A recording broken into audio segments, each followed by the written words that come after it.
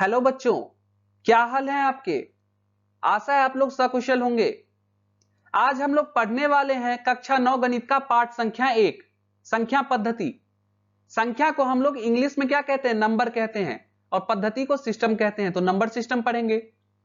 इसमें हम लोग आज क्या क्या पढ़ेंगे वो देख लेते हैं। सबसे पहले इस वीडियो में हम पढ़ने वाले हैं संख्या रेखा के बारे में। नंबर लाइन जो आपके पाठ्य पुस्तक में सबसे पहले दिया गया उसको अच्छे से समझने वाले हैं। फिर संख्याओं की परिभाषा को देखेंगे, जैसे सम संख्या हो गया, विषम संख्या, बिल्कुल बेसिक से देखेंगे। प्राकृतिक संख्या हो गया, परिमेय संख्या हो गया, इत्यादि को हम देखने वाले हैं। और वीडियो के अंत में हम लोग इसी से रिलेटेड है आपका प्रश्नावली 1.1 उसको देखने वाले हैं और अच्छे से हल को समझेंगे। तो चलिए बिना देरी किए वीडियो को शुरू करते हैं। तो सबसे पहले हम पढ़ने वाले हैं संख्या रेखा के बारे में, नंबर लाइन के बारे में। नाम में ही है रेखा लिखा हुआ यहां पर। तो देखिए आपको एक पिक्चर में दिख रहा है कि यहां से यहां तक एक स्ट्रेट लाइन रेखा खींचा हुआ है, और इसके बीच में सबसे बीच में क्या है, सबसे बीच में आपको शून्य दिख रहा होगा, जीरो दिख रहा होगा। जीरो को ना ही धनात्मक कहा जाता है और ना ही ऋणात्मक कहते हैं। जीरो न्यूट्रल है। और जीरो से दाहिने तरफ आप देखिएगा आपको कैसा है, धनात्मक संख्या लिखा हुआ है, और जीरो के बाएं तरफ क्या लिखा हुआ है, ऋणात्मक संख्या लिखा गया है। ऋणात्मक संख्या को ऋणात्मक नाम इसलिए दिया गया क्योंकि देखिए सबके आगे माइनस लगा हुआ है, और माइनस क्या शो कर रहा है, माइनस क्या दर्शाता है कि इसके पास ऋण है इतना। अगर किसी समझने के लिए हम ऐसे समझ सकते हैं कि किसी भी बच्चे के पास 5 रुपया है, कैसे है, 5 रुपया है। मान लीजिए आपके पास 5 रुपया है, किसी आपके दूसरे दोस्त के पास माइनस में 5 रुपया है, तो दोनों में क्या अंतर हुआ, यानी आपके जेब में 5 रुपया है और दूसरे के पास 5 रुपया है, लेकिन उसने किसी से मांगा हुआ है 5 रुपया, वह कर्ज पे है। तो कौन नुकसान में है और कौन फायदा में है, आपका दोस्त नुकसान में होगा और आप बहुत अच्छे फायदे में होंगे, क्योंकि वो आपका पर्सनल 5 रुपया है और वो किसी से कर्ज लिया है, वो कर्ज में डूबा हुआ है। तो इसी तरह जो कर्ज में डूबा हुआ होता है उसके लिए एक समानार्थी शब्द होता है ऋण। तो ऋण से ही बना है ऋणात्मक संख्या। इसीलिए ऐसे संख्या को जिसके आगे माइनस लगा हुआ हो उसको ऋणात्मक संख्या कहते हैं। तो कहां पे होगा संख्या रेखा पे ये ऋणात्मक संख्या, जीरो से बाएं तरफ जब आप ऐसे चलिएगा इस तरफ, इस डायरेक्शन में, तब वो ऋणात्मक संख्या कहलाएगा। और जीरो से राइट साइड में दाहिने तरफ जितना भी संख्या होगा उसको धनात्मक संख्या कहते हैं। अब देखिए यहां पर 1 2 3 4 5 6 7 जो लिखा हुआ है, इसके आगे ना ही माइनस लगा हुआ है ना ही प्लस हो गया, तो कैसे कह दिए धनात्मक।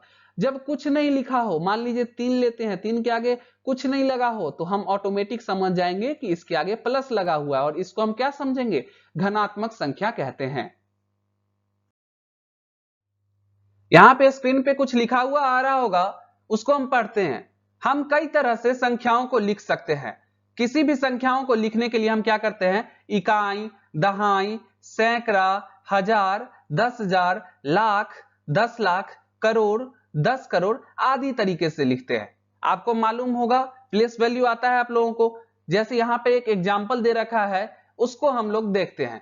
ये शून्य जो दिया हुआ जीरो, ये कौन से पोजीशन पे है, तो इसको हम कहते हैं कि ये कहां पे है, ये इकाई है। फिर उसके बगल में क्या हो जाता है, दहाई, उसके बगल में सैकड़ा, उसके बगल में हजार। ये जो 6 है वो किस पोजीशन पे है, ये हजार पे आएगा। उसके बगल में 10,000। इसी तरह से हम आगे की तरफ बढ़ते हैं, उसके आगे लाख, फिर 10 लाख, फिर करोड़, फिर 10 करोड़। तो यही बात यहाँ पे लिखा हुआ है कि किसी भी संख्याओं को क्या किस तरह से लिख सकते हैं, इस तरह से हम लिख सकते हैं, इकाई, दहाई, सैकड़ा, हजार करके लिख सकते हैं। अब देखिए 0 1 2 3 4 5 6 7 8 9, इन्हें हम क्या कहते हैं, अंक कहते हैं। इन 9 गो संख्याओं को क्या कहते हैं, अंक कहते हैं, क्योंकि इन्हीं से मिलकर के सारे अंक बनते हैं। अगर बात करें हम 97 की, 97, तो क्या ये किन दो अंकों से मिलकर बना हुआ है, 9 से और 7 से। अगर बात करें 12 की, तो किन दो अंकों से मिलकर बना हुआ है, 1 से और 2 से। तो इसीलिए 0 से लेकर के 9 तक को क्या कहते हैं, अंक कहते हैं। इन्हीं से जितनी बड़ी संख्या हो जाए उससे कोई फर्क नहीं पड़ता है, इन्हीं से मिलकर के सारे संख्या बने होते हैं। यहां भी देख लीजिए ये सब जो है अंक से मिलकर के बने हुए हैं। इसी तरह हम क्या करते हैं, अंकों का उपयोग किसी भी संख्या को दर्शाने के लिए करते हैं। यहां पर एक संख्या है लेकिन इसमें क्या है, अंक है। 5 क्या है, एक अंक है। 2 क्या है, एक अंक है। तो बहुत सारे अंक मिलकर एक पूरा संख्या बनाया है, तो संख्या को दर्शाने के लिए क्या किसका उपयोग करेंगे, अंक का उपयोग करते हैं। और ये तो आपको पता ही होगा, पीछे से गिनते हैं, पीछे से पहले वाले को इकाई कहते हैं, दूसरे वाले को दहाई, तीसरे वाले को सैकड़ा, फिर हजार, 10,000, लाख, 10 लाख, करोड़, 10 करोड़, इस तरह से हम आगे बढ़ते चलते हैं। आगे हम संख्याओं की परिभाषा को देखेंगे तो सबसे पहला है प्राकृतिक संख्या। आपके पुस्तक में नहीं दिया गया है क्योंकि ये सब बहुत पहले पढ़ना है, लेकिन हम बेसिक को लेकर के चलते हैं। हो सकता है आपको आता हो सकता है कि आपको नहीं भी आता हो, तो जिनको नहीं आता है वो देख लीजिए। प्राकृतिक संख्या किसे कहते हैं? इसको इंग्लिश में हम लोग क्या कहते हैं? इसको इंग्लिश में हम लोग नेचुरल नंबर कहते हैं। ये देखिए नेचुरल नंबर, यानी वे संख्याएं जिनसे वस्तुओं की गणना की जाती है उन्हें प्राकृतिक संख्याएं कहते हैं। अब आसान भाषा में समझे तो हम इस तरह से भी इसका डिफिनीशन यानी परिभाषा लिख सकते हैं कि गिनती की संख्याओं को क्या कहते हैं? गिनती की संख्याओं को प्राकृतिक संख्या कहते हैं। जो जो संख्या गिनती में आती है ना, उसको हम प्राकृतिक संख्या कहते हैं। जैसे 1, 2, 3, 4, 5 और यहाँ इनफाइनाइट, इसको कहते हैं इनफाइनाइट। तो 1, 2, 3, 4, 5 क्या है? गिनती में आती है ना, गिनती में आने वाली संख्या को क्या कहेंगे? प्राकृतिक संख्या कहते हैं। और आप लोगों को गिनती तो आती ही होगी, तो उसमें क्या है, गिन लीजिए, जो जो संख्या आएगी उसको हम प्राकृतिक संख्या कहते हैं। इसको n से प्रदर्शित किया जाता है। n से क्यों करते हैं? क्योंकि हम देख लीजिए प्राकृतिक संख्या का इंग्लिश क्या है? Natural number. और नेचुरल नंबर किस चीज से शुरू हो रहा है? नेचुरल नंबर n से शुरू हो रहा है, इसीलिए हम इसको किस चीज से प्रदर्शित करेंगे? n से प्रदर्शित करेंगे। और एक नोट है, काफी इंपॉर्टेंट पॉइंट है, शून्य को प्राकृतिक संख्या नहीं माना जाता है। जीरो जो होता है उसको प्राकृतिक संख्या नहीं माना जाता है। क्यों नहीं माना जाता है? जब गिनती की संख्याओं में जीरो लग जाता है तो उसको प्राकृतिक संख्या ना कह के होल नंबर कहा जाता है, पूर्ण संख्या कहा जाता है।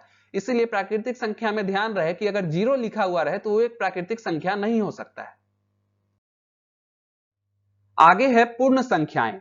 इसको इंग्लिश में क्या कह रहे हैं? होल नंबर कह रहे हैं। अभी अभी मैंने कहा कि जब गिनती की संख्याओं में जैसे 1, 2, 3, 4, 5 इन सब के आगे जीरो लग जाए तब हम उन संख्याओं को पूर्ण संख्याएं कहेंगे। और अगर जीरो नहीं लगा हुआ हो तब क्या कहेंगे? उसको नेचुरल नंबर कहेंगे, यानी प्राकृतिक संख्या कहेंगे। तो अब देख लीजिए इसका परिभाषा। यदि प्राकृतिक संख्याओं में शून्य, जीरो को भी सम्मिलित कर लिया जाए तो उन संख्याओं को क्या कहेंगे? पूर्ण संख्या कहेंगे। वही बात कही, ये 1, 2, 3, 4, 5 क्या है? ये सब गिनती में आने वाली संख्या है, यानी प्राकृतिक संख्या है। उसके आगे क्या लग गया? पीछे नहीं लगेगा, ध्यान दीजिएगा, आगे लगेगा। यहाँ पे आगे में लगा हुआ ना, तो आगे में अगर जीरो लग गया तब क्या कहेंगे? उसको पूर्ण संख्या कहेंगे। और इन्हें किस चीज से डिनोट किया जाता है? किस चीज से प्रदर्शित किया जाता है? तो इनका सिंबल होगा डब्लू। डब्लू से क्यों कर रहे हैं? क्योंकि फिर से देख लीजिए इसका इंग्लिश क्या है? Whole number. होल किस चीज से शुरू हो रहा है? डब्लू से शुरू हो रहा है, इसलिए इसे डब्लू से प्रदर्शित किया जाता है। इसका सिंबल डब्लू होगा। अब आगे है पूर्णांक संख्याएं। पूर्णांक संख्याएं को इंग्लिश में क्या कहते हैं? इंटीजर्स। इंग्लिश लिखा हुआ देख लीजिए, इंटीजर्स कहते हैं। इंटीजर्स किस चीज से शुरू हो रहा है? आई से शुरू हो रहा है, तो इसका सिंबल क्या हो जाएगा? इसको किस चीज से प्रदर्शित करेंगे? आई से प्रदर्शित करेंगे, ध्यान दीजिएगा। अब देखिए पूर्ण संख्याओं में ऋणात्मक संख्याओं को भी अगर सम्मिलित कर लिया जाए तो उसको क्या कहेंगे? पूर्णांक संख्याएं कहते हैं। अब देखिए ऋणात्मक संख्या क्या होती है, टेंशन नहीं लेना है, बताते हैं हम अभी। ऋणात्मक संख्याएं नाम से ही पता चलता है। ऋणात्मक संख्या में क्या लगा हुआ है? ऋण लगा हुआ है। क्या लगा हुआ है? ऋण। और ऋण क्या होता है? ऋण किसको कहते हैं? ऋण कहते हैं हम लोग कर्ज को। अगर आपके पास 5 रुपया है और फिर किसी और के पास -5 रुपया है, तो दोनों में अंतर क्या हुआ? जिसके पास 5 रुपया है वो तो क्या हुआ? फायदे में हुआ कि हाँ मेरे पास 5 रुपया है। और जिसके पास -5 हुआ, इसका मतलब क्या हुआ? वो नुकसान में है। कहने का मतलब उसने किसी से उधार लिया है 5 रुपया। तो दोनों में यही अंतर है। तो माइनस वाला जो है वो क्या कहलाएगा? ऋणात्मक संख्या है। और जिसके आगे कुछ नहीं है उसको हम पॉजिटिव समझते हैं, वो क्या होगा? धनात्मक संख्याएं। तो यही कह रहा है। और डिफिनीशन में क्या है? पूर्ण संख्याओं में। तो पूर्ण संख्या होल नंबर को कहते हैं। हमने अभी पढ़ा है होल नंबर किसको कह रहे थे? अगर जीरो लग जाए गिनती की संख्याओं के आगे तब हम कहते हैं उसको पूर्ण संख्याएं। 0, 1, 2, 3, 4 इस तरह से क्या होगा? पूर्ण संख्याएं। तो इसी में अगर हम ऋणात्मक संख्या को भी ऐड कर दे, जोड़ दे, तब पूर्णांक संख्या बन जाते हैं। जैसे हम एग्जांपल में देखिए, ये 0, 1, 2, 3, 4, 5 क्या है? 1, 2, 3, 4, 5 तो है गिनती की संख्या यानी नेचुरल नंबर। जीरो लग गया तो क्या बन गया? पूर्ण संख्या यानी होल नंबर। और उसके आगे अगर ऋणात्मक संख्या लग गया, -1, -2, -3, -4, -5 इसी तरह से अनगिनत संख्या है, अगर उसके आगे ऋणात्मक संख्या लग गया तब हम उसको क्या कहेंगे? इंटीजर कहेंगे। क्या कहेंगे? पूर्णांक संख्या कहेंगे। इन्हें आई से प्रदर्शित किया जाता है। क्यों? क्योंकि इंग्लिश में हम इसको इंटीजर्स कहते हैं। और इंटीजर्स किस चीज से शुरू होता है? आई से शुरू होता है। तो हम इसको i से प्रदर्शित करते हैं। अब देखिए धनात्मक और पूर्णांक क्या है, तो इसको प्लस i कहते हैं, इसको माइनस i कहते हैं, यानी धनात्मक पूर्णांक और ऋणात्मक पूर्णांक, यानी जो पॉजिटिव वाला होगा। देखिए इसके आगे माइनस का साइन नहीं है, मतलब समझ जाएंगे ऑटोमेटिक कि यह प्लस वाला है। 0 1 2 3 4 5 और अनगिनत तक ये सब धनात्मक पूर्णांक कहते हैं इसको। और माइनस लगा हुआ है, देखिए -1 -2 -3 इसी तरह से अनगिनत तक, इसको ऋणात्मक पूर्णांक कहते हैं। और ऋणात्मक क्यों कहते हैं ये भी मैंने बता दिया, क्योंकि इन पे ऋण है। ऋण का मतलब कर्ज है, इन पे 1 रुपया घाटा हुआ, -3 का मतलब 3 रुपया घाटा हुआ, -5 का मतलब 5 रुपया घाटा में है, यानी 5 रुपया उस पे कर्ज है, तो ये सब ऋणात्मक पूर्णांक कहलाएंगे। और ध्यान देने की बात है, क्वेश्चन बहुत बार पूछा गया, जीरो जो है यानी शून्य, ना तो धनात्मक है और ना ही ऋणात्मक है। जीरो जो होता है ना ही प्लस वाला है और ना ही माइनस वाला, ये न्यूट्रल है, इस पे किसी भी तरह का क्या होता है, प्लस और माइनस नहीं होता है, ना ही धनात्मक होता है और ना ही ऋणात्मक होता है, ये ध्यान में रखने की बात है। अब आगे है सम संख्याएं। आप लोग पढ़ चुके होंगे सम संख्याएं, पिछले क्लास से ही पढ़ना था। तो सम संख्या को इंग्लिश में क्या कहते हैं, इवन नंबर कहते हैं। और विषम संख्या को इंग्लिश में क्या कहते हैं, क्या कहते हैं विषम संख्या को, ऑड नंबर कहते हैं। अब सम संख्या का परिभाषा देखिए, डेफिनेशन देखिए, वैसा संख्या जो 2 से पूरी तरह विभाजित हो जाए, यानी पूर्णतया विभाजित हो जाती है, उसको हम कहते हैं सम संख्या। आप लोगों को शायद मालूम हो कि सम संख्या किसको कहते हैं, क्योंकि पिछले क्लास में ही पढ़ना था। वैसा संख्या जो 2 से विभाजित हो जाए पूरी तरह, उसको हम कहते हैं सम संख्या। यानी 2 का भाग आपको आना चाहिए और उससे कट जाए पूरा पूरा, तो उसको हम कहेंगे सम संख्या। जैसे 2 4 6 8 10 12 और भी हो सकते हैं, 14 16, ये सब क्या है, ये सब एक सम संख्या है। अगर 2 का टेबल में पढ़िए 4 आता है, तो 2 का 2 2 दूनी 4, 2 2 जा 4, तो ये पूरी तरह से कट जा रहा है, तो ये एक सम संख्या हो जाता है। उसी तरह क्वेश्चन, कुछ क्वेश्चन है, देखिए ये सब सम संख्या है कि नहीं, ये आपको बताना है। 280 क्या एक सम संख्या है, बताइए आप, 280 सम संख्या है या नहीं। वीडियो को पॉज कर लीजिए, वीडियो को रोक लीजिए और आप देखिए, बताइए कि सम संख्या है या नहीं है। अगर पूरी तरह से विभाजित हो जाए, कट जाए, तो ये एक सम संख्या होगा, अन्यथा नहीं होगा। हो सकता है आप लोगों का बन गया हो, तो हम बना के देखते हैं। 280 को क्या कहना है कि सम संख्या है या नहीं है, तो 2 से भाग दे दीजिए।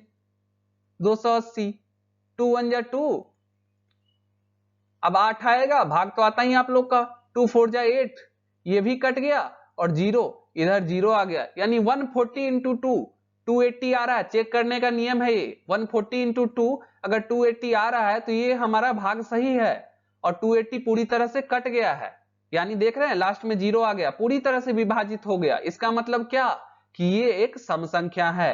उसी तरह 380 को भी करेंगे तो आ जाएगा, आप लोग करके देखिएगा, इसको भी कीजिएगा तो आ जाएगा और इसको भी कीजिएगा तो आ जाएगा। काफी बड़ा संख्या है, तो क्या अगर एग्जाम में आ जाए कि क्या ये सम संख्या है या विषम संख्या है, तो इसको भाग करने बैठेंगे नहीं, है या नहीं वो डायरेक्ट बता देंगे। मैंने क्या कहा कि सम संख्या कौन कौन है, 2 हो गए, 4 हो गए, 6 8 10 12, यानी 2 के टेबल में जितना भी संख्या आ रहा है वो सब सम संख्या कहलाएगा। 2 1 जा 2, 2 2 जा 4, 2 3 जा 6 आया, फिर 8 आया, 10 आया, 12 आया, इसी तरह 2 के टेबल में जितने भी, यानी 2 का गुणनखंड होगा, वो सब क्या होगा, सम संख्या होगा। अब इसके अंत में क्या आ रहा है, 8 आ रहा है। क्या 8 एक इवन नंबर है, क्या 8 एक सम संख्या है? देखिए एग्जाम्पल में, हाँ 8 एक सम संख्या है। कैसे पता चला 8 एक सम संख्या है? क्योंकि 2 का जब हम टेबल पढ़ते हैं तो उसमें 8 आता है, 2 चौके 8 या 2 4 जा 8, तो इसका मतलब ये एक सम संख्या है, 8 एक सम संख्या है। तो अगर देखिए क्वेश्चन में, अगर लास्ट में लास्ट वाला डिजिट, लास्ट वाला अंक एक सम संख्या होगा, तो वो सम संख्या से पूरी तरह 2 से पूरी तरह विभाजित हो जाएगा, पूरा का पूरा अंक ही सम संख्या हो जाएगा। यहां पर क्या दिया हुआ है, 8, 8 एक सम संख्या है ही 8 सम संख्या। यहां पर क्या दिया हुआ है, 2, 2 भी एक सम संख्या है, तो ये भी एक सम संख्या होगा, पूरा का पूरा सम संख्या होगा, भाग करने का कोई जरूरत नहीं है। ये ट्रिक है। अगर 8 लास्ट में एक सम संख्या है, अंक पूरा का पूरा लास्ट में क्या है, सम संख्या है, तो पूरा का पूरा ही विभाजित हो जाएगा, टोटल ही सम संख्या होगा। वरना आप भाग करके भी देख सकते हैं, लेकिन भाग में समय लग सकता है, तो इस तरह से भी आप बना सकते हैं। लास्ट वाला देखेंगे और पूरा का पूरा अगर सम संख्या होगा, तो लास्ट में भी एक सम संख्या होगा। समझ रहे हैं? चलिए आगे चलते हैं। अब आ रहा है विषम संख्या। विषम संख्या किसको कहते हैं? वैसा संख्या जो 2 से पूर्णतः विभाजित नहीं होती है। सम संख्या का उल्टा ही होता है विषम संख्या। विपरीतार्थक शब्द सम का क्या होगा? विषम। तो उसका उल्टा हो जाएगा। वो 2 से हो रहा था विभाजित, ये 2 से विभाजित नहीं होगा। सिंपल सा परिभाषा है। जो 2 से विभाजित हो जाए उसको सम संख्या, जो 2 से विभाजित ना हो उसको विषम संख्या कहते हैं। तो क्या कहलाती है अगर 2 से विभाजित ना हो तो? विषम संख्याएं कहलाती है। जैसे 1, 3, 5, 7, 17, 21 आदि। इसको विषम संख्या को इंग्लिश में ऑड नंबर कहते हैं, और सम संख्या को अभी बताया था क्या कहते हैं? सम संख्या को क्या कहते हैं? इवन नंबर कहते हैं। अब क्वेश्चन देखिए इस पे। अगर क्वेश्चन आ जाए परीक्षा में कि क्या 35, 35 एक विषम संख्या है, तो आप कहिएगा हाँ है। कैसे? जैसे पीछे मैंने बताया कि मैंने क्या देखना है? लास्ट डिजिट को देखना है, लास्ट वाली अंक को देखना है। अगर लास्ट वाला अंक क्या है? 5 है, इसमें तो 5 है। इसमें क्या है? 7 है। इसमें क्या है? 3 है। क्या लास्ट वाला अंक एक ऑड नंबर है? विषम संख्या है? अगर है तो पूरा का पूरा संख्या ही क्या हो जाएगा? विषम संख्या हो जाएगा। जैसे यहां पर देखिए लास्ट वाला अंक 3 नहीं 5 है, तो क्या देखिए यहां भी 5, 5 क्या है? एक विषम संख्या है। 7 है, 7 क्या है? एक विषम संख्या है। 3 क्या है? 3 भी एक विषम संख्या है। तो पूरा का पूरा क्या हो जाएगा? विषम संख्या है। भाग करने का कोई आवश्यकता नहीं है। यहां पर लास्ट वाले को देखेंगे और पूरा का पूरा कर लेंगे। एग्जाम में अगर ऑप्शन वाला आता है, अगर टिक मारने के लिए आता है, ऑप्शनल क्वेश्चन रहता है, तो आप इस तरह से टिक मार सकते हैं। वरना अगर सॉल्व करना है तो भाग करके देख लीजिए। 2 से विभाजित नहीं हुई, कुछ क्या बचा? शेषफल बच रहा है, तो इसका मतलब वो क्या बचा? विषम संख्या हो जाएगा। अगर पूरी तरह विभाजित हो गई तो क्या कहेंगे? उसको सम संख्या कहेंगे। चलिए आगे चलते हैं। अब आगे पढ़ रहे हैं हम लोग भाज्य संख्याएं। भाज्य संख्याओं को इंग्लिश में क्या कहते हैं? Composite number.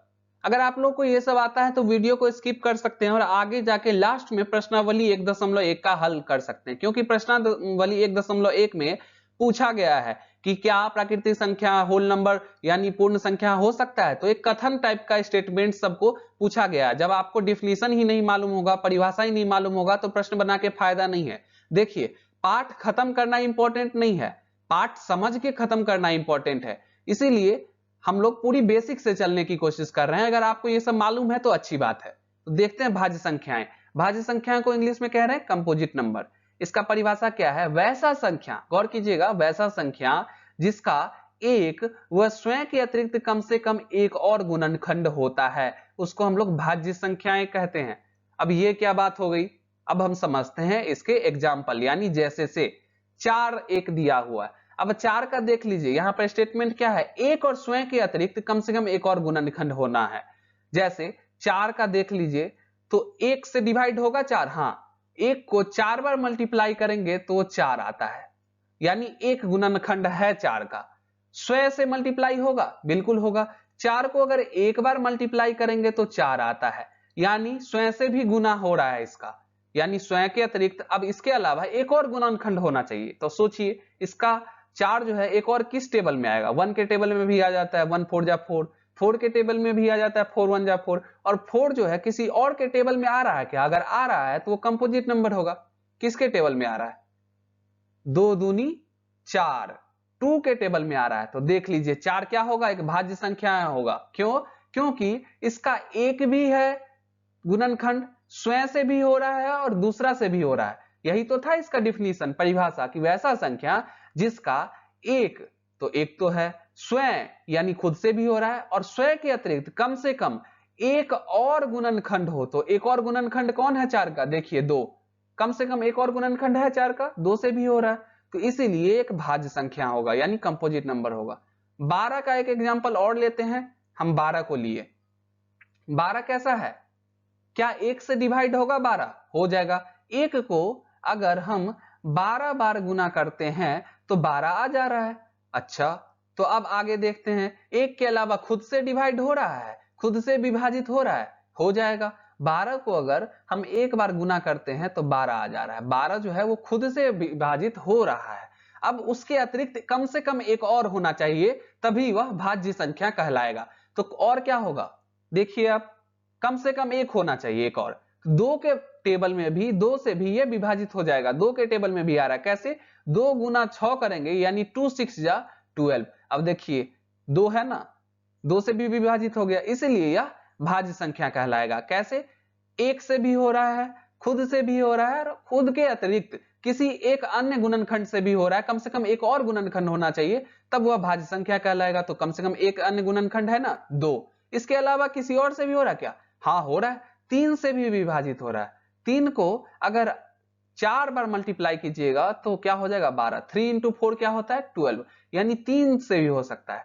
तो 2 भी हो गया एक और गुणनखंड, और 3 भी हो गया एक और गुणनखंड, तो इसका मतलब ये भाज्य संख्या होएगा। जैसे कि आप देख लीजिए यहां पर कह रहा है कम से कम एक और गुणनखंड होना है। अब ऐसा नहीं कि एक ही होगा, एक कंप्रोमाइज है, मतलब एक कम से कम होना ही चाहिए। यहां पर 2 से भी हो रहा है, 3 से भी हो रहा है, तो यहां पर 2 गुणनखंड हो गया, तो ये तो होगा ही होगा। इसी तरह 12 भी होगा, 16 भी होगा, 21 भी होगा। तो इसको हम कहते हैं ऐसे संख्या को भाज्य संख्या। आगे देखते हैं, नोट में एक इंपॉर्टेंट पॉइंट लिखा गया है। क्या लिखा गया है? कि भाज्य संख्या सम और विषम दोनों हो सकती है। क्यों नहीं होगी भाई? बिल्कुल होगी। अभी तो हमने देखा है सम और विषम दोनों हो सकते हैं। कहां देखा? 12 के एग्जाम्पल में देखा। 12 में देख लीजिए कि खुद से भी हुआ, 1 से भी हुआ, और उसके अलावा किस चीज से हुआ? 2 से भी हो रहा है और 3 से भी हो रहा है। 2 कैसा है? सम संख्या की विषम संख्या? 2 एक सम संख्या है, और 3 कैसा है? विषम संख्या है। क्यों? कैसे पता चला? क्योंकि 3 जो है 2 से विभाजित नहीं होता है। 3 को अगर 2 से भाग देंगे तो नहीं विभाजित होगा, शेषफल 1 आ जाएगा, पूरी तरह नहीं डिविजिबल होगा, तो ये एक विषम संख्या है। तो यही तो लिखा हुआ कि भाज्य संख्याएं सम और विषम दोनों हो सकती है। समझ में आ गया होगा? ठीक है, चलिए चलते हैं। यहां पर 21 देख लीजिए एक बार, एक और एग्जांपल देख लीजिए। 21 क्या है? कैसा संख्या है? आप लोग बताइएगा। मैंने बहुत अच्छे से बता दिया सम और विषम संख्या। कैसा संख्या होगा 21 सम होगा कि विषम होगा? 21 विषम होगा। कैसे पता चला? इसके लास्ट में 1 आ रहा है। 1 कैसा है? विषम संख्या है, तो ये क्या हो जाएगा? पूरा का पूरा संख्या विषम हो जाएगा। या इस तरह से भी देख सकते हैं कि 3 7 जा 21, 3 के टेबल में आ रहा है ना, तो वो क्या हो जाएगा? विषम संख्या हो जाएगा। तो देख लीजिए भाज्य संख्या 4 भी है और 21 भी है, यानी सम भी है और विषम भी है, यही कहना चाहता था। अभी हमने भाज्य संख्या देखा था, अब क्या देख रहे हैं हम लोग? अभाज्य संख्या देख रहे हैं। भाज्य संख्या का जस्ट उल्टा होगा अभाज्य संख्या, और इसको इंग्लिश में क्या कहते हैं? लिखा हुआ है यहां पे, इसको इंग्लिश में कहते हैं हम लोग प्राइम नंबर। पेन ले लेते हैं हम लोग एक बार। हाँ, इसको इंग्लिश में क्या कह रहे हैं हम लोग? प्राइम नंबर कह रहे हैं। एक मिनट। वे संख्याएं जिनका एक व स्वयं के अतिरिक्त कोई और अन्य गुणनखंड ना हो, उसको हम कहते हैं अभाज्य संख्या। वहां पे क्या पढ़े थे? वैसा संख्या जिसका एक और स्वयं के अतिरिक्त एक और गुणनखंड हो, और यहां पर क्या है? जस्ट उसका उल्टा याद कीजिए। यहां पर स्वयं के अतिरिक्त कोई और गुणनखंड नहीं हो, तब क्या कहलाएगा? अभाज्य संख्या कहलाएगा, प्राइम नंबर कहलाएगा। इसका एग्जाम्पल देखिए और फिर समझते हैं कैसे। 2 3 5 7 11 13 ये सब क्या होंगे? अभाज्य संख्याएं होंगे, प्राइम नंबर होंगे। कैसे? देखते हैं। अगर हम एग्जाम्पल ले 2 को, तो 2 क्या 1 से डिवाइड हो रहा है? बिल्कुल होगा। उसी तरह 1 गुना 2 करेंगे तो क्या आएगा? 2 आ जा रहा है, यानी 1 से विभाजित तो हो गया भैया। अब आगे क्या है? 2 को 1 के अतिरिक्त कोई और नहीं हो, लेकिन खुद से तो हो रहा है ना। देखिए यहां पे 2 गुना 1 बराबर 2, खुद से भी हो गया, लेकिन इसके अलावा अगर कोई है तो हमें बता दीजिए। 2 किसी और चीज के टेबल में आएगा? 1 के टेबल में आ रहा है, 1 2 जा 2, 2 के टेबल में आ रहा है, 2 एकम 2, 2 1 जा 2, और 2 जो है और किसी टेबल में आएगा तो हमको बताइए। आता ही नहीं है, इसीलिए क्या होगा? एक प्राइम नंबर होगा। उसी तरह से हम 3 का लेते हैं एग्जाम्पल। 1 के टेबल में आता है? बिल्कुल आएगा, 1 3 जा 3, ठीक है, मान लिए 1 3 जा 3। आगे क्या? 3 और किसी के टेबल में आएगा? खुद से हो सकता है। कैसे? 3 1 जा 3, 3 एकम 3, तो खुद से भी हो गया। अब इसके अलावा कोई और गुणनखंड है तो बता दीजिए। सोचिए, इसके अलावा कोई और गुणनखंड है? नहीं है। नहीं है तो क्या होगा? ये एक अभाज्य संख्या होगा। कैसा संख्या होगा? अभाज्य संख्या होगा। 5 7 11 13, इसी तरह से अगर हम एक और ले लेते हैं, अच्छे से समझ के जाना है, यहां से ऐसा ना लगे कि दोबारा पढ़ने की जरूरत हो। 13 का ले लेते हैं, तो 13 कैसा संख्या है? तो हम सोचेंगे कि क्या इसका एक और स्वयं के अलावा गुणनखंड है? तो 1 से तो हो जा रहा है, 1 गुना 13 तो 13 आ गया। उसी तरह खुद से भी हो जा रहा है, 13 को 1 से गुना करेंगे तो 13 आ गया। 13 1 जा 13, 1 13 जा 13, दोनों के टेबल में आ रहा है। अब किसी टेबल में 13 आता है क्या? चेक कीजिए, किसी और टेबल में 13 आता है? नहीं आता है। तो कैसा होगा? अभाज्य संख्या है, और किसी टेबल में भाजित नहीं होता है, विभाजित नहीं होता है, तो क्या होगा? ये एक अभाज्य संख्या यानी प्राइम नंबर होगा। तो अच्छे से मैंने समझा दिया है। और अगर आपको कुछ समझ में और भी नहीं आया हो तो आप कमेंट कर दीजिए, अगले वीडियो में हम उसको समझाने का प्रयास करेंगे। ठीक है, अब पढ़ना है हमें परिमेय संख्याएं। इसको इंग्लिश में क्या कह रहे हैं? इंग्लिश में इसको रेशनल नंबर कहते हैं, और ये आपके पुस्तक में दिया हुआ है। बुक खोलिए, आपको मिलेगा रेशनल नंबर। वे संख्याएं जिन्हें P बाई Q के फॉर्म में, P बाई Q के रूप में दर्शाया जा सकता है, रिप्रेजेंट किया जा सकता है, उसको हम क्या कहते हैं? परिमेय संख्या कहते हैं। जैसे 3/5, 7/9, 3/5 और 7/9, इसको क्या कहेंगे? परिमेय संख्या है। इसको हम इस फॉर्म में लिख सकते हैं ना, P बटा Q के फॉर्म में, P बाई Q के फॉर्म में। P के जगह क्या आ गया? 3 आ गया, और Q के जगह क्या आ गया? 5 आ गया। तो 3/5 क्या हो गया? 3/5 एक रेशनल नंबर हो गया। और ध्यान दीजिए, प्रत्येक पूर्णांक संख्या कैसा होता है? एक परिमेय संख्या कहलाता है। प्रत्येक पूर्णांक संख्या परिमेय संख्या कहलाता है। स्टार्ट कर लेते हैं इसको, काफी इंपॉर्टेंट है। अब पढ़ते हैं अपरिमेय संख्या। परिमेय को क्या कहते हैं? Rational number. अपरिमेय जस्ट उसका उल्टा हो गया, तो इसको भी हम कहेंगे इरेशनल नंबर। क्या कहेंगे? इरेशनल नंबर कहेंगे। वैसा संख्या जिसको P बाई Q के रूप में व्यक्त नहीं किया जा सकता है, यानी लिखा नहीं जा सकता है। और रेशनल नंबर यानी परिमेय संख्या को हम लोग P बाई Q के फॉर्म में लिख सकते थे, इसको हम लोग नहीं लिख सकते हैं, जस्ट उसका उल्टा डिफिनीशन हो गया इसका। जैसे पाई, √2, √5 और √7, ये सब कैसा है? इरेशनल नंबर है, अपरिमेय संख्या है। इसको हम P बाई Q के फॉर्म में नहीं लिख सकते हैं। पाई कैसा है? एक अपरिमेय संख्या है। अब आपने परिमेय संख्याएं, परिमेय संख्याएं यानी रेशनल नंबर और इरेशनल नंबर, अपरिमेय संख्याएं दोनों पढ़ लिया है, तो वास्तविक संख्याएं आप आसानी से समझ जाएंगे, जिसको हम इंग्लिश में क्या कहते हैं? रियल नंबर कहते हैं। परिमेय और अपरिमेय संख्याओं को सम्मिलित रूप से वास्तविक संख्या कहते हैं। कहने का मतलब, जितना परिमेय संख्या था, जितना भी परिमेय संख्या था, उसमें अगर आप अपरिमेय संख्या जोड़ देंगे, अपरिमेय संख्या जोड़ देंगे, तब क्या बनेगा? वो बन जाएगा वास्तविक संख्या, वो बन जाएगा। जैसे 22/7 क्या था? P बाई Q के फॉर्म में लिखा हुआ ना, P बाई Q के फॉर्म में लिखा हुआ है। P के जगह है 22 और Q के जगह है 7, तो ये लिखा हुआ है, तो ये हो जाएगा रेशनल नंबर, यानी कौन सा? परिमेय संख्या। पाई कैसा था? अभी अभी मैंने स्टार मार्क किया है, अभी अभी उसको इंपॉर्टेंट बताया है। कैसा था पाई?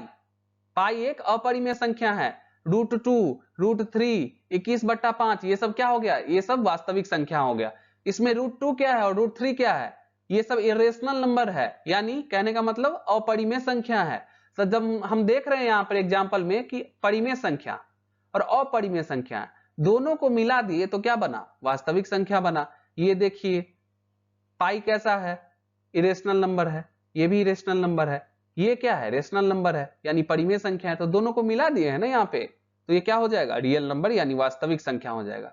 अब देखिए, इसको R से प्रदर्शित किया जाता है। क्यों R से प्रदर्शित करेंगे? फिर वही रीजन, क्योंकि इंग्लिश में इसको हम रियल नंबर कहते हैं, और रियल में R से शुरू होता है, रियल R से शुरू होता है, तो इसको R से प्रदर्शित कर दिए, इसका सिंबल R हो गया।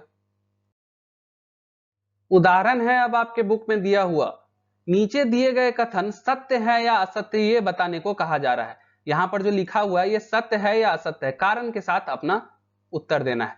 क्या प्रत्येक पूर्ण संख्या एक प्राकृतिक संख्या होती है? क्या होती है?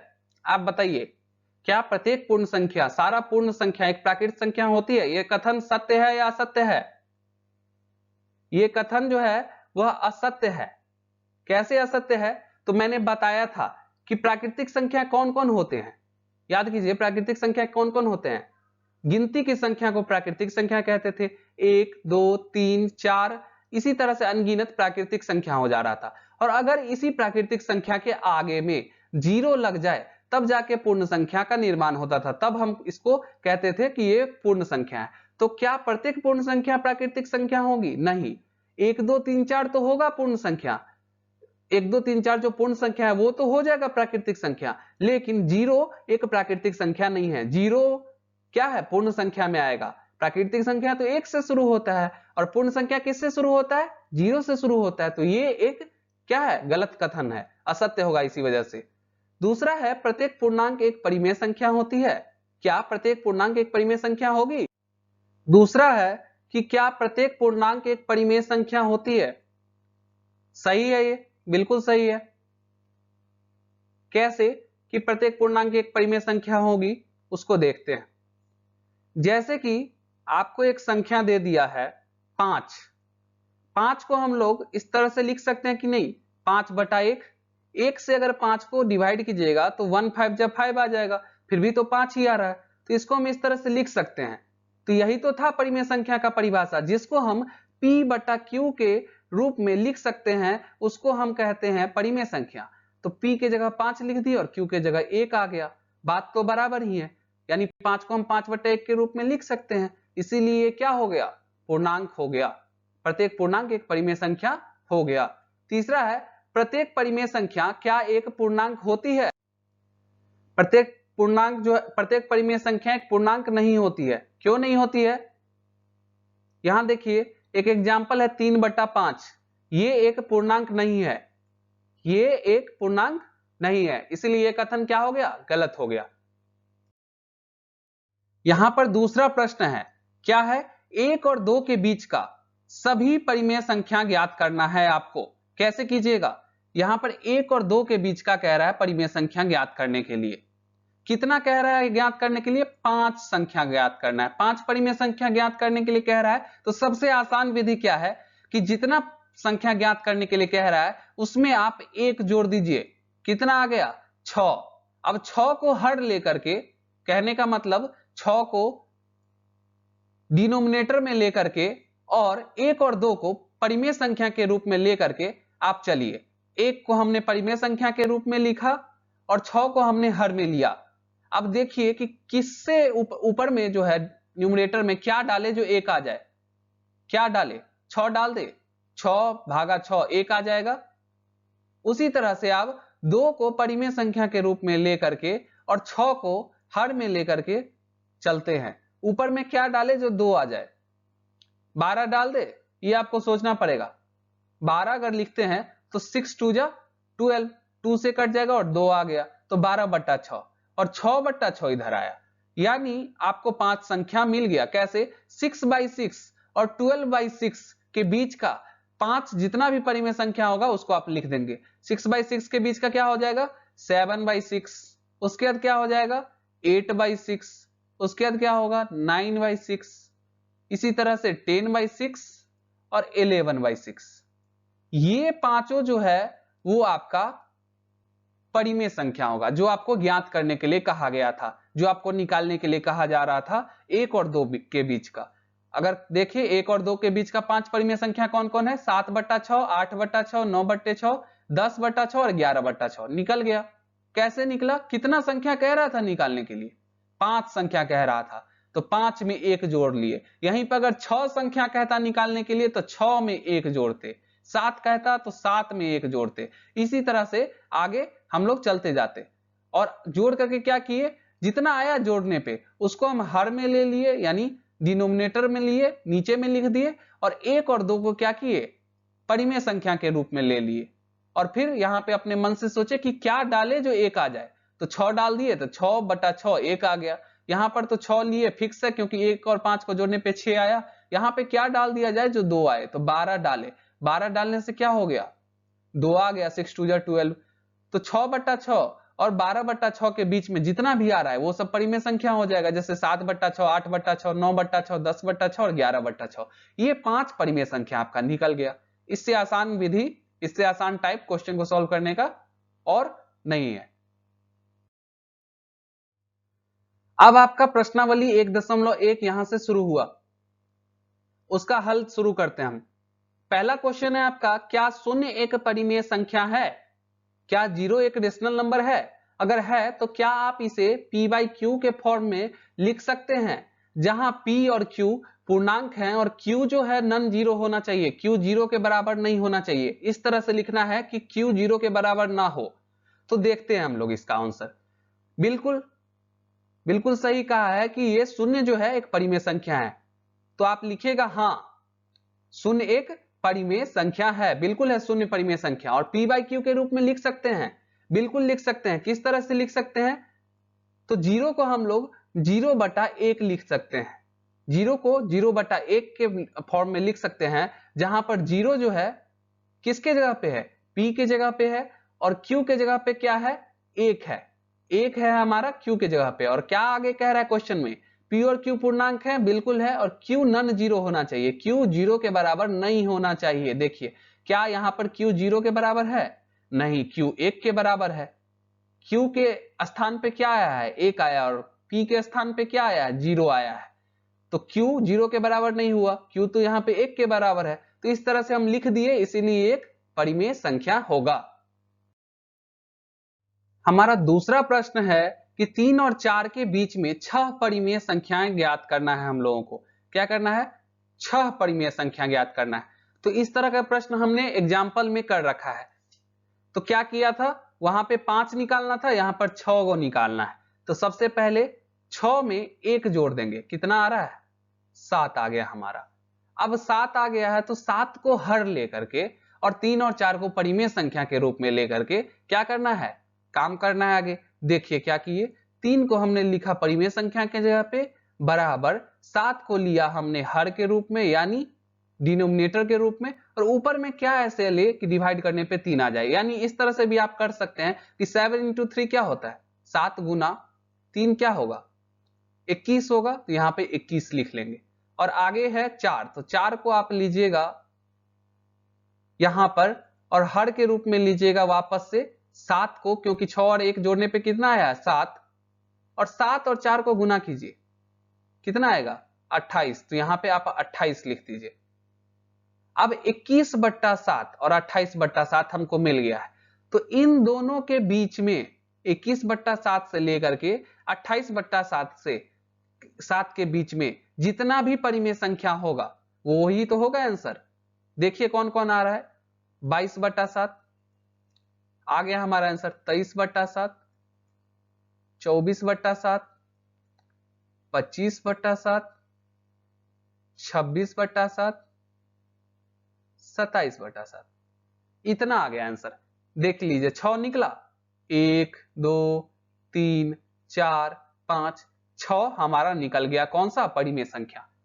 पीछे हम किए थे उसी तरह किए हैं, यहां पर 3 और 4 के बीच में निकालना है। कितना निकालना था? 6 निकालना था। 6 निकालना था तो हमने क्या किया?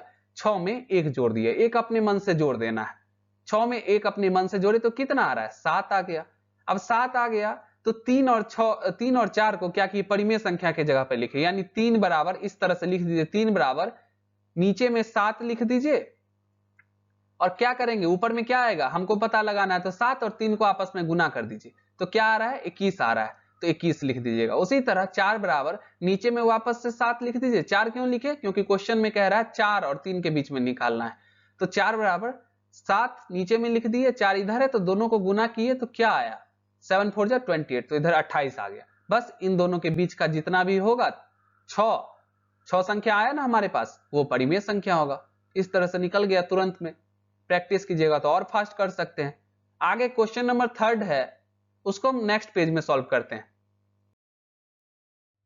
प्रश्न संख्या 3 आपका कह रहा है कि 3/5 और 4/5 के बीच में आपको 5 परिमेय संख्या ज्ञात करना है। ध्यान दीजिए कितना कह रहा है, यहां पे 6 कह रहा था और यहां पे 5 परिमेय संख्या ज्ञात करने के लिए कह रहा है। तो पिछला प्रश्न जो था वो 3 और 4 के बीच में था, उससे पहले 2 और 3 के बीच में होगा, लेकिन यहां पे आ गया भिन्न जैसा कुछ, फ्रैक्शन आ गया। अब इस सवाल को कैसे करेंगे? उस तरह से तो होगा नहीं, होगा उसी तरह से, लेकिन थोड़ा सा अंतर है। अब यहां पे हमें क्या करना है? हमें करना है यहां पर देखिए आप 3/5 और 4/5 में कुछ सेम लग रहा है क्या आप लोगों को? एक जैसा लग रहा है। इसका जो हर है वो भी 5 है और इसका भी 5 है, दोनों एक जैसा है। तो इसमें हम क्या करेंगे? दोनों ही 5 है तो 5 में हम लोग क्या करेंगे, 1 जोड़ दे देंगे। तो कितना आ रहा है, 6। और वैसे भी कितना संख्या कह रहा है निकालने के लिए, 5 संख्या कह रहा है निकालने के लिए। तो जैसे उसमें किए थे उसी तरह इसमें भी करेंगे कि इसमें क्या करेंगे, 5 है, 5 में 1 जोड़ दे देंगे, 6 हो गया। अब आगे क्या करना है कि इसको 3/5 को ऊपर और नीचे दोनों को 6 से गुना कर देना है। अंश और हर दोनों को 6 से गुना कर देना है, यानी न्यूमरेटर और डिनोमिनेटर। अंश और हर इंग्लिश में कहा जाता है न्यूमरेटर और डिनोमिनेटर। तो इन दोनों को ऊपर नीचे 6 से गुना कर देना है। कीजिए, कितना आ जाएगा, 6 3 जा 18 और नीचे 5 6 जा क्या आ रहा है, 30 आ रहा है। ठीक है, अब इसी तरह से 4/5 को लीजिए एंड 4/5, 4/5 को भी कितना जोड़ने पे आया था, 6 आया था। ऊपर नीचे गुना कर दीजिए 6/6 से, कितना आ गया, 6 4 जा 24, 6 5 जा 30। अब 18/30 और 24/30 इन दोनों के बीच का जितना भी है वो सब परिमेय संख्या हो जाएगा। कौन कौन आ रहा है 18/30 और 24/30 के बीच में, 18 के क्या आता है 19, 30 तो दोनों में सेम है ना, तो 19/30 आ जाएगा। इसी तरह से 20/30 आ जाएगा, इसी तरह से 21/30 आ जाएगा, 22/30 आ गया और 23/30 आ गया। अब देखिए हमें 5 परिमेय संख्या ज्ञात करना था, हो गया। यही तो है आंसर, आंसर यही होगा 19/30, 20/30, 21/30, 22/30 और 23/30। कैसे निकला एक बार फिर से समझ लेते हैं। 3/5 और 4/5 के बीच में हमको निकालने के लिए दिया गया था। हम क्या किए, जैसे पहले करते आ रहे थे, कितना संख्या निकालना था हमको, इसमें 6 निकालना था ऊपर वाले क्वेश्चन में, इसमें 5 निकालना था। 5 में 1 जोड़ दिए, कितना आया, 6 आया। ठीक है, 6 आ गया। अब 3/5 और 4/5 दोनों को 6 से ऊपर नीचे गुना कर दिए। 3/5 को ऊपर भी 6 से गुना किए, नीचे भी गुना किए, तो कितना आया, 18/30। उसी तरह 4/5 को भी ऊपर नीचे 6 से गुना किए, कितना आया, 24/30। अब 18/30 और 24/30 दोनों के बीच का जितना भी संख्या आया वो सब परिमेय संख्या हो जाएगा। क्या क्या आया, 19, 20, 21, 22, 23/30। इस तरह से क्या आया, 5 परिमेय संख्या हमको ज्ञात करना था, हो गया। कितना आसान है। अब हम क्वेश्चन नंबर 4 जो कि आपका लास्ट प्रश्न है उसको देखते हैं। नीचे दिए गए कथन सत्य है या असत्य, 3 कथन दिया हुआ है यहाँ पे, ये ट्रू है या फॉल्स है ये बताने को कह रहा है। कारण के साथ अपने उत्तर दीजिए, हाँ या ना में नहीं सिर्फ जवाब देना है, उसका कारण भी लिखना है। तो प्रत्येक प्राकृतिक संख्या क्या एक पूर्ण संख्या होती है ये बताने को कह रहा है आपको। तो इसीलिए हमने अच्छे से पढ़ा है, इसीलिए वीडियो लेक्चर भी लंबा हो गया, तकरीबन 40 मिनट का या 50 मिनट का वीडियो लेक्चर होगा, उससे बहस नहीं है। लेकिन आपको यह बताना है कि आपने सीखा कि नहीं। प्राकृतिक संख्या का हमने देखा था कौन कौन है, 1 हो गया, 2 हो गया, 3 हो गया, 4 हो गया, इसी तरह से ये सब क्या है, प्राकृतिक संख्या है। और पूर्ण संख्या कौन कौन है, पूर्ण संख्या क्या होगा, इसी प्राकृतिक संख्या यानी गिनती के संख्याओं के आगे जब हम शून्य लगा देते हैं तो क्या हो जाता था, वो एक पूर्ण संख्या हो जाता था। तो आप देख के बताइए कि क्या हर एक प्राकृतिक संख्या एक पूर्ण संख्या है। बिल्कुल सही है ये कथन। कैसे, क्योंकि पूर्ण संख्या में देखिए 1 2 3 4 आ रहा है, हाँ आ रहा है, और यही तो प्राकृतिक संख्या है। तो हुआ ना प्रत्येक प्राकृतिक संख्या एक पूर्ण संख्या। आगे चलते हैं, क्या प्रत्येक पूर्णांक एक पूर्ण संख्या होती है, क्या प्रत्येक पूर्णांक एक पूर्ण संख्या होती है, बताइए। नहीं होती है, क्योंकि हर पूर्णांक जो है वो एक पूर्ण संख्या के रूप में नहीं लिखा जा सकता है, इसलिए नहीं होगा। पूर्ण संख्या क्या कहते थे, होल नंबर को कहते हैं, और पूर्णांक इंटीजर्स को कहते थे, याद कीजिए। और इंटीजर्स में क्या था, ऋणात्मक संख्या भी था, -1 भी आ रहा था, पूर्णांक में -2 भी आ रहा था, -3 भी आ रहा था, और पूर्ण संख्या ऊपर लिखा हुआ 0 1 2 3 4।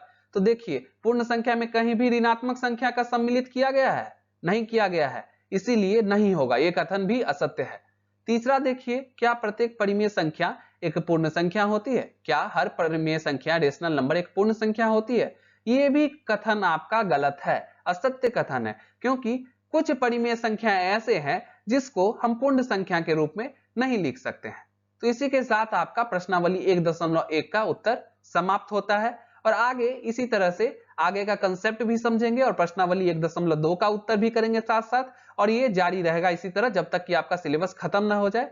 अगर आपको समझने में मदद मिली हो तो वीडियो को लाइक कर दीजिए, शेयर कीजिए अपने दोस्तों में ताकि उनको भी मदद मिल सके, और इसी तरह से हम अपना सिलेबस कंप्लीट करते रहेंगे। अगर आप चैनल पे नए हैं तो चैनल को सब्सक्राइब कीजिए। तब तक के लिए जय हिंद, जय भारत।